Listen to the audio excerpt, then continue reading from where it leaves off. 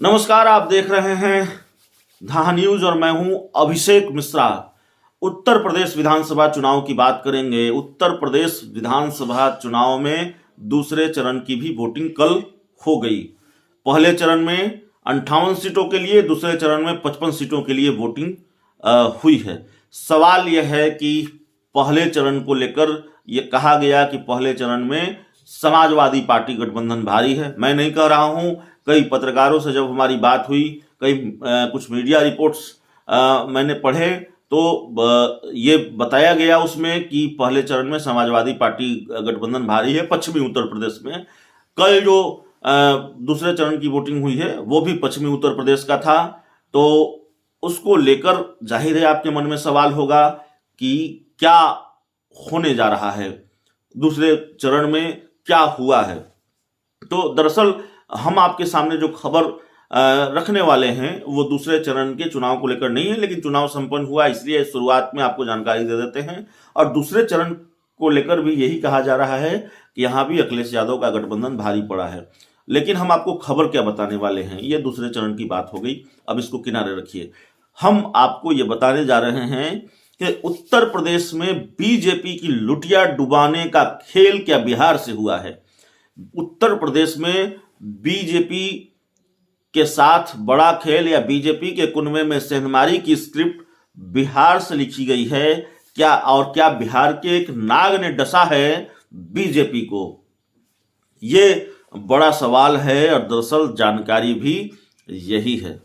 तो बिहार के वो कौन से नाग हैं जिन्होंने बीजेपी को उत्तर प्रदेश में डसा है? तो बिहार में एक ही नाग हैं, पूर्व केंद्रीय मंत्री नागमणि। और नागमणि ने उत्तर प्रदेश में बड़ा खेला किया है। ये बात, इसका दावा खुद पूर्व केंद्रीय मंत्री नागमणि भी करते हैं। और जब उत्तर प्रदेश में कुछ नेताओं से हमारी बातचीत हुई तो इसका दावा उत्तर प्रदेश के कुछ नेताओं ने भी किया। बीजेपी के अंदर जो कुछ सेंधमारियां हुई है उसका जो ये है क्रेडिट है, उन्होंने नागमणि को दिया है। दरअसल कुछ तस्वीरें सामने आई थी। नागमणि स्वामी प्रसाद मौर्य से मिले थे अब से कुछ महीने पहले। नागमणि यूपी के दूसरे नेताओं से मिले थे और यूपी में काफी सक्रिय थे। हालांकि अभी वो पंजाब में हैं, लेकिन यूपी में खासे सक्रिय थे।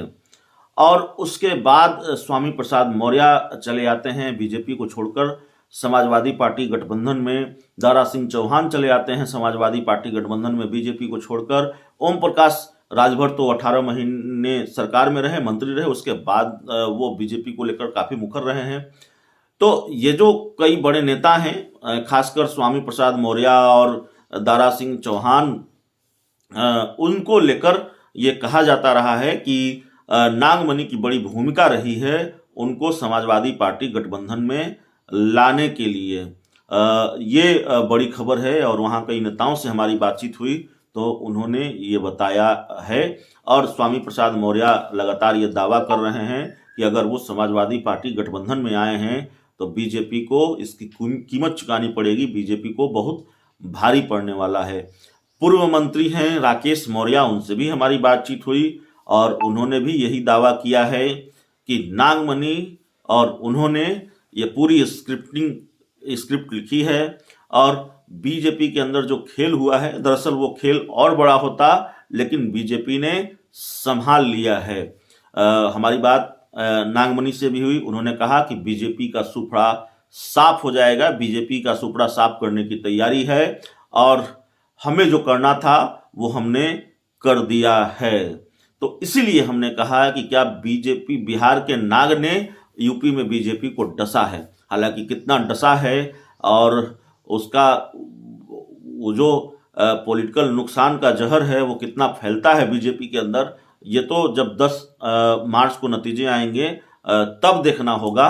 लेकिन नागमणि सक्रिय रहे हैं और जाहिर तौर पर उनका भी दावा है और यूपी के कुछ नेताओं का भी दावा रहा है कि नागमणि ने बड़ी भूमिका अदा की है स्वामी प्रसाद मौर्य को समाजवादी पार्टी गठबंधन में लाने में, दारा सिंह चौहान को लाने में।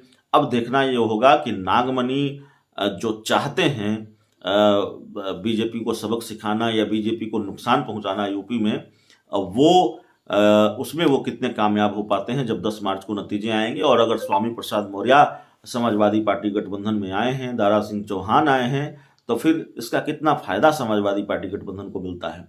तो इस पूरी खबर में इतना ही, इस पूरी रिपोर्ट में इतना ही। बहुत बहुत धन्यवाद।